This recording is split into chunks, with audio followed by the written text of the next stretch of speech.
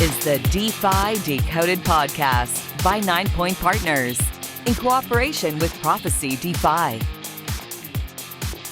The ideas and opinions expressed in this podcast should not be taken as investment advice. Always consult with your financial advisor before investing. Hello and welcome to another episode of DeFi Decoded. This is Alex Tapscott. Andrew Young is off for today, so it's just going to be me and my very special guest, Ethan Buchman. Ethan should be no stranger to people who are in the DeFi and crypto space. He's a co-founder of Osmosis, one of the largest and most successful blockchain protocols in the world, and is also the CEO of Informal Systems. His musings on all things DeFi, blockchains, and the world are closely followed by many people. He is a philosopher of the industry and someone who I always have amazing, mind-blowing discussions with. So Ethan, before we started recording, we were talking about your vision for DeFi, and that's the topic of this podcast. So let's start with that. What is DeFi to you? All right, thanks a lot, Alex. Thanks for the very kind introduction. So in the past, I've talked about DeFi. I've sort of said, I think on a previous interview we did, that D should stand for less focus on decentralized, more on democratize, right? It's really about democratizing access to financial services, financial products, and making kind of all of this stuff more accessible to the average everyday person. And I think a lot of the problems we're seeing now in the DeFi space is that that's sort of happening, but we're also kind of replicating a lot of the existing patterns of behavior from Wall Street, the speculation, the casinos, the kind of rich get richer schemes, insiders, and so on. And so that's somewhat inevitable, but also somewhat sad to see. And I think one of the biggest risks to this community, to the cryptocurrency community, to the DeFi community, is that it just ends up getting co-opted by Wall Street and just becomes another place for them to play high tech shenanigan games, and that would be quite unfortunate. Of course, we have minted quite a few more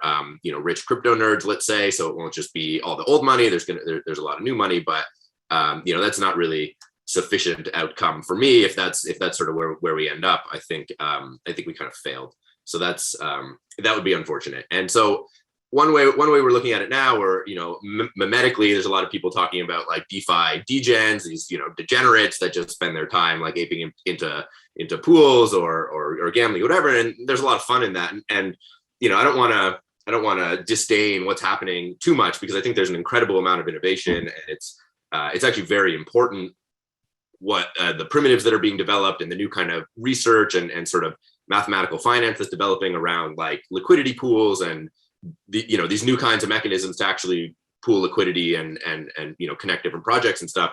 Yeah. That's all very important. But the notion of like, oh, we're a bunch of degenerates is it's kind of fun in the short term. But if we're actually going to achieve our mission here of like a sustainable, equitable civilization, we can't just be a bunch of degenerates forever. We're gonna have to grow up at some point, right? So the idea essentially is that we need to go from degen to regen, from degeneratives to regeneratives, right? From this sort of like gambling, speculative, just aping kind of nonsense behavior into actually regenerative, impactful, socially valuable behavior. And we need to figure out how to use these tools for real world impact, and to really start to address the major problems that we face in the world, around climate change, around global inequity, land use, like all the things that are sort of challenging us as a species. Is a very trying time for our species. We've had our fun with the DeFi degenerative moment. Now it's time to take all our learnings and apply it to regeneration and to actually starting to heal the earth and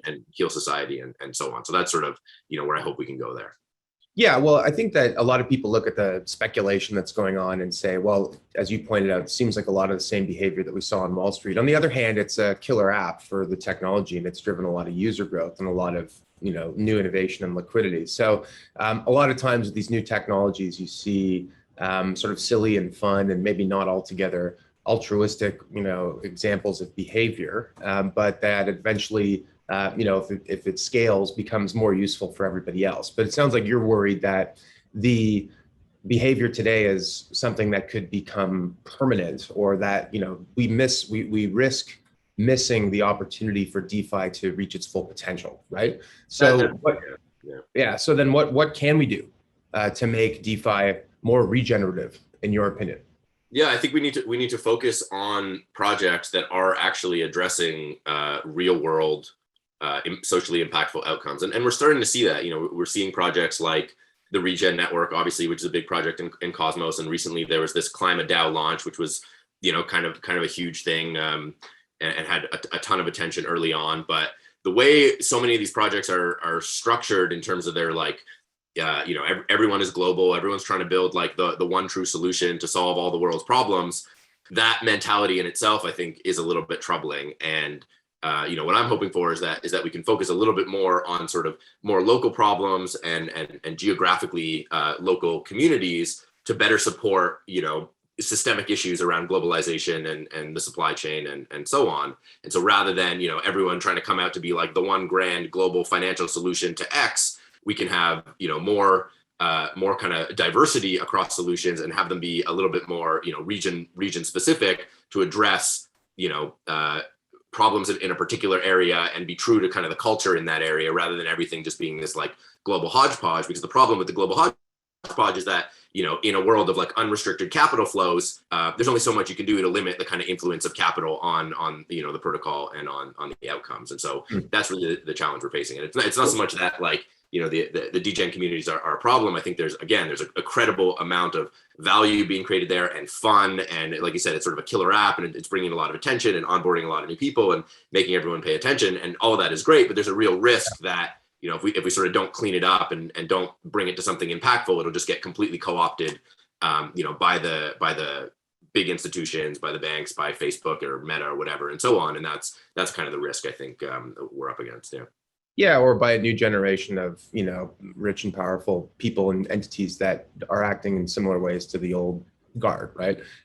You're talking about the local versus global factor, and actually we had a great guest on a couple weeks ago, Galia Benartzi from Bancor, who told us that the genesis for Bancor was actually in the community currency space. Yeah. The idea that a lot of economic activity should be happening at a more local level, but how do you create liquidity and usefulness for money that is so limited to smaller communities? And so the idea of using an AMM, an automated market maker, basically as a way to drive usefulness of assets at the local level was the genesis of that, right? So that was the reason that they kind of pursued that. And it sounds like what you're suggesting is that a lot of these innovations of DeFi can apply to some of these problems that you're. So I don't know. I want to reiterate what you just said, because it's actually a really important trajectory. The origin of AMMs really was Bancor in some sense. That was like really the first real kind of AMM that was out there, though. They weren't quite thinking about it the way Uniswap would eventually think about it and cause the whole thing to this whole space to explode. But Bancor's original motivation, they were building local currencies. I believe it was in Israel, and they were facing this problem of like, okay, if we have all these community currencies, how do we ensure that there's liquidity between them? Because if you have a proliferation of them and you have to set up like a market between each one, where's the liquidity going to come from? You're going to have a lot of friction, a lot of slippage, and it's not going to be easy for people to use, right? And so that really motivated the sort of invention or discovery of the kind of AMM design, which unleashed this explosion. And I think what we need to do is kind of bring it full circle now back to actually local currencies and say, okay, now we've done all this innovation, we have all these techniques, there's a whole new field of research and engineering that's been created. Let's actually now try to bring them back down to the ground and see how we can really use them for real world local currencies and supporting local trade. And there are some projects doing that. The sort of main one that comes to mind is Grassroots Economics, that are a project in Kenya that has a quite popular local currency solution out there that allows small businesses, small producers to effectively create a token against their future production. And so it's sort of like a mutual credit system, but it does use I think it's actually using literally the Bancor smart contracts under the hood. And so that's the kind of thing I think I'd love to see more of, getting this AMM stuff back into the real world and supporting these kind of local communities rather than just continuing with our global finance kind of orgy. Yes, right. Orgies are fun, but sometimes you can get sick from them. Right. Exactly. So yeah. Anyway, okay, I want to change the subject a little bit. So we talked with the last podcast we did was with Luigi, his name is Luigi. He oversees the DeFi group at Avalanche, and we were talking about the vision for blockchain scalability and interoperability. And I think of Cosmos as sort of like the OG of OGs when it comes to this. The concept of an internet of blockchains is something that Cosmos pioneered. IBC is the sort of hub, I suppose, that allows different, communities, different technologies to connect to each other. So where are we at right now in the knitting together of the internet of blockchains, and what role are you surprised by what's happened, or are you pleased with what's happened? Like, I just love to get your sense of where things stand compared to where things were 4 years ago when I first heard this concept. And this was, in a time when the whole crypto market was, $5 billion, right? Yeah. So like, let's talk about that. 4 years ago, we were heretics, running around talking about application specific chains. Everyone's going to have their own chain. We're going to have millions of chains. We're going to have general purpose interoperability protocol for all of them connect. And everyone was like, no, you guys are dumb. You don't understand. Like, everything's going to be built on Ethereum, the global computer. We're going to figure out sharding. It's all going to work, yada, yada, yada. 4 or 5 years later. Maybe just for the audience, like, the idea is basically, Ethereum can be the one chain to rule them all. And it's, somehow through various layer twos and other solutions, you can make it scalable. And what you're suggesting was that, like, from the outset, you always thought something different was going to happen, just because some of us are not necessarily. That's right. The analogy I like to use to sort of hammer it home is the sort of the world computer vision that Ethereum and other kinds of projects are pitching, those so-called Ethereum killers or challengers or whatever, is a lot like a pre-internet vision of talking about like a world mainframe, right? As if like IBM or Dell or someone is going to run like the one computer to rule them all. And like no one else will need a computer. No one will need a personal computer. Just like there'll be one big supercomputer mainframe in some basement in some big company, and everyone's computing needs will be taken care of by that thing, and it'll scale. It'll cover all the bases. And obviously, you'll basically have like a dumb terminal that connects to that, or people won't even use it. I'm just trying to think of the analogy. Like, it could go either way. Either like people will outsource their needs, or they'll have some dumb terminal that connects to it. Exactly. Maybe they just have a screen. It's like a extension of your television, and but obviously that's not what happened. What ended up happening is we had a proliferation of computers. Everyone got their own computer, multiple, right? We have desktops, laptops, cell phones. They're all computing machines. And what we did instead was connected them all using a highly generalizable, interoperable protocol, and that is the foundation of the internet, the TCP/IP protocols and so on that allow all of these devices to connect kind of seamlessly. And what's core and critical to that is every individual who owns a computer is sort of sovereign over the needs of their computer. They can buy the hardware they want, they can install the operating system they want, the software they want, and so on. Use it however they like, and yet they can still connect to everyone else, and where each of those people are sovereign in their own right, using their own software and so on, right? So you have this sort of sovereign interoperability, and that was really the crux of the Cosmos vision, that we would bring the same kind of thing, the same evolution to the blockchain space, where instead of this like world computer to solve all the world's computing needs, every community or every individual in the extreme case would have their own blockchain. They would be sovereign over it, and then those blockchains would still be interoperable through a general purpose protocol. So that was sort of the idea and the vision, and I think we've largely been proven out. IBC launched early this year. It really started to pick up this summer with the launch of Osmosis, which was the first sort of major IBC-enabled application in the Cosmos ecosystem. Now we're doing, I think, well over 1 million IBC transactions a month across all these different chains, and I'm just ecstatic about where things are at. It's of course very early days. There's like a dozen or so IBC-enabled blockchains out there. So people are putting up they're putting up maps. There's a great website, Map of Zones, that shows you all the chains and the IBC connections and how much activity there is. And people are looking at that and comparing it to like early pictures of the ARPANET, connecting a bunch of universities in this sort of the pre-internet network in the United States. And so that's sort of the stage we're in. It's very early days. People are starting to make their first connections, do their first level of activity. But, probably by next year, in the next few years, we're going to see hundreds, if not thousands, of IBC enabled chains. And that's when a lot of new opportunities and new business models are going to arise in this kind of interoperable IBC connected world. So, Cool. Okay. So, for people who are listening in, they're hearing IBC is like a hub that allows different blockchains to connect to each other. And we've talked about these blockchain networks as things that can support many or some or one specific application, like say an AMM, like a decentralized exchange. So basically, to simplify, you've got tons of projects that are doing stuff in areas like DeFi, connecting through IBC. And that is made Cosmos really well known in the community. However, I think a lot of people think that Cosmos and the native token Atom is undervalued relative to its utility, right? So Peng Zhang, who runs Tendermint, is an advisor to Prophecy DeFi company that I'm involved in, says that by next year, there'll be 200 chains connected through IBC. How does that affect the value of the native token Atom? I know you get this question a lot, but I think it's helpful to understand.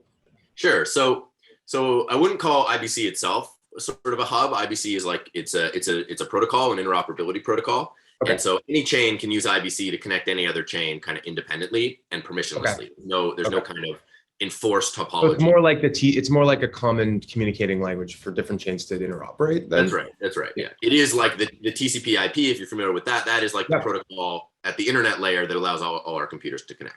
Now there is, there is a specific blockchain that we call the Cosmos Hub that hosts the Atom tokens. That's one of, many blockchains in the Cosmos ecosystem. And it doesn't have any enforced position in the topology in this network, unlike other sort of other projects where there's sort of one chain that you have to use to access the protocol, and it's got this kind of rent-seeking model and whatever. The Cosmos Hub is kind of competing on an equal footing with everyone else, and so that leads people to say, well, if I don't need the Cosmos Hub to use IBC, then what's the Cosmos Hub for? What's the value proposition of the Atom? We'll just connect over IBC and all that will be fine.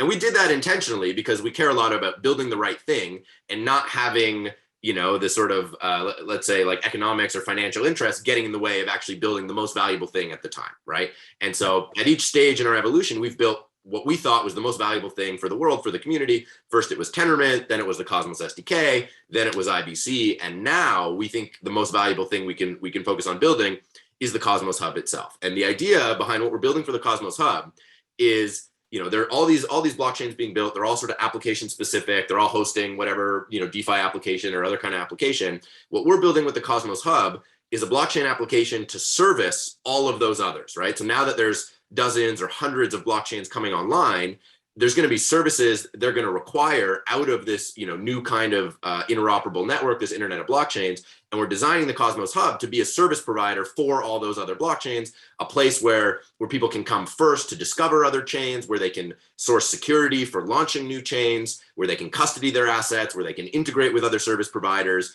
where there are sort of where new IBC features are likely to land first, because that's where the core team is sort of incentivized and around and working on. So it really kind of actually starting to take the role of a hub to provide services to all these other chains. So one of the most in demand or compelling features that's coming to the Cosmos Hub soon is shared security, is the idea that you can actually use the Cosmos Hub as a place to launch new blockchains from, or you can expand the functionality of the Cosmos Hub, leveraging the existing staked atoms, the existing economic security of the Cosmos Hub to secure new blockchains without having to stand up a new validator set sort of directly, right? So the initial vision of Cosmos was, well, anyone should be able to stand up a blockchain, and it should be very easy, but they have to recruit a validator set to actually run that chain.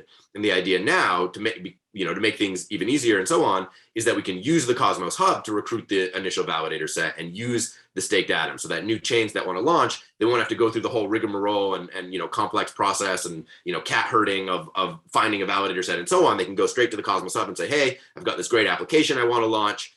Can I leverage your existing security from the staked atoms and from your validators to launch this new application? And that will bring a lot more activity to and fees and rewards and so on to the staked atoms, and allow atoms to secure much more activity than just sort of one blockchain or become many. But there's a lot of other sort of services and features we're working on that are coming that will bring a lot more value and functionality to the Cosmos Hub and really make it a place that is like an outpost or the place to start to really explore the rest of the Cosmos ecosystem. We wrote a blog post sort of summarizing this vision earlier in the year. It's called The Cosmos Hub is a Port City. I encourage you to check that out, but it's the idea that, blockchains are cities, and the Cosmos Hub is really like a port city, a locus of like exploration and discovery to all the other major chains in the network, and a place to sort of get started from, but also a comfortable place to live, but not, optimized for a particular kind of application or kind of culture, but really like a mesh of cultures and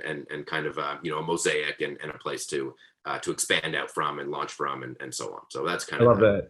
Yeah, that's great. And so appropriate too, because Cosmos just had its big event in Lisbon, which is sort of like the original port city of, the modern era. So one of the things I'm trying to just like compare this to the way the world works today. And let me ask if this is a fair analogy. So, in the 1990s and early 2000s, if you wanted to set up an online presence as a retailer, a website, a store, payments, infrastructure, supply chain, logistics, and so forth, it would have cost you a fortune and required, dozens of different vendors and counterparties. And now you can go to Shopify, where all of that is sort of integrated into one place. So to me, it's like, okay, I want to set up a blockchain for my application. Well, I've got to go, hire the technical talent, then I've got to go recruit a validator set, and I've got to, convince those validators that there's enough of an economic incentive for them to, work with me in my ecosystem. And then I've got to bring in this community and so forth. But in, the not too distant future, someone will be able to do that with the support of the Cosmos Hub, where it's sort of like a turnkey solution for building a blockchain. Is that sort of a fair analogy? That's basically right. And it will be literally through the Cosmos Hub. Like you'll use, there'll be transactions on the hub that you can do to actually say, okay, here's the chain I want to launch. Like here's what I need from the validator set. Can we actually go do that? And so it'll be a bit of a marketplace. The hub will become more of a marketplace for interchain services, including, security for new chains, but also other things like, routing to different dexes, because there's so many dexes launching. It'll be, a place where you can sort of find the best liquidity from. And, we're building a name service there so that people can start to actually do better service discovery and find out where things are in the rest of the interchain, and, understand validators, because the same validators are showing up on many different chains, and people want to be able to, know that they're the same. And so there's a lot of like authentication and integrity and these kinds of discovery services that the Cosmos Hub can provide, and really is kind of the best position to provide. While all the others are focusing on their specific application, the Cosmos Hub application is really to service, all those others. So that's kind of the vision there. Yeah. Well, if you have a domain name service, like sign me up for alextapscott.atom or whatever, because after seeing the ENS airdrop, I feel like I want to get in early on the next big thing. Yeah. So ENS, the Ethereum naming service, basically, this, I don't know, you probably could describe it better than I can, but people reserved the .eth, sort of like the .com, and then to I think a lot of people surprised, there were airdrop tokens in a DAO that is going to oversee the this new domain name service, which is pretty cool, quite honestly. So I'm just looking at the time. I want to keep going here, but I get through a couple questions. So we talked a lot about interoperability, security, and so forth. A couple of the things that people talk about with blockchains are speed, decentralization. So we had, someone from Avalanche on recently, and they're based, his name is Luigi, and he's a brilliant guy. And he said, Avalanche is like, the high TPS, the high transactions per second, basically makes Avalanche good for lots of use cases that require like an instant clearing and settling, and that they can do that while also maintaining security and decentralization. So not I don't want you to debate someone who's not here. I'm just asking, what's your perspective on those issues as it relates to Cosmos? Like, can we the so-called trilemma between speed and security and decentralization? Is that something that informs your thinking at all? A little bit. I haven't found it that let's say worrisome. Cosmos has always kind of taken the reality is everything is a trade-off, right? So any technical solution you make, you're not going to be able to solve all the problems. You need to sort of find the right space in the sort of trade-off landscape. And Cosmos has always erred on the side of like simplicity and practicality, and something that really works and is a foundation for people to build on. And so we've seen Tendermint become the basis for so many so many variations on consensus, and so many projects now, whether it's ETH2 consensus or Solana or many others, were inspired by the Tendermint consensus. What's unique about Avalanche is that it was actually kind of different. I'm sure they took some inspiration from what Tendermint was able to achieve, but it actually is a kind of quite unique, quite distinct approach to consensus. To their credit, that they seem to be making work, but I do think it seems to have quite a bit of complexity under the hood, and certain things aren't possible. Like, as far as we know, we don't know how to connect IBC to Avalanche the way we can to ETH2 or Polkadot or Solana, because of this sort of unique factor in the consensus that makes it difficult to develop a light client. Actually, I should say Solana actually has a similar kind of constraint, right? So we have very, very specific constraints that we wanted with Tendermint to make it, to enable it to use this kind of interoperability protocol. That said, there is a very aggressive, let's say, roadmap to improve the speed of and execution capacity of Tendermint quite significantly. So right now on the Cosmos Hub, with say 150 validators, blocks are created every 6 or 7 seconds or so. We expect to be able to bring that down quite significantly over the next 2 years with a number of advancements that are coming to Tendermint, things like pipelining, aggregate signatures, and stuff like that. And that will also allow the validator set to expand, right? So I think these kinds of concerns are around the Trilemma and so on. They'll be less binding over time as the technology and the cryptography kind of continues to improve. But obviously there will always be sort of different spaces in the trade-off landscape. The other thing, though, I would say about it is it kind of implies, again, a sort of one global system to rule them all way of thinking, where it's like, okay, there can only be one system.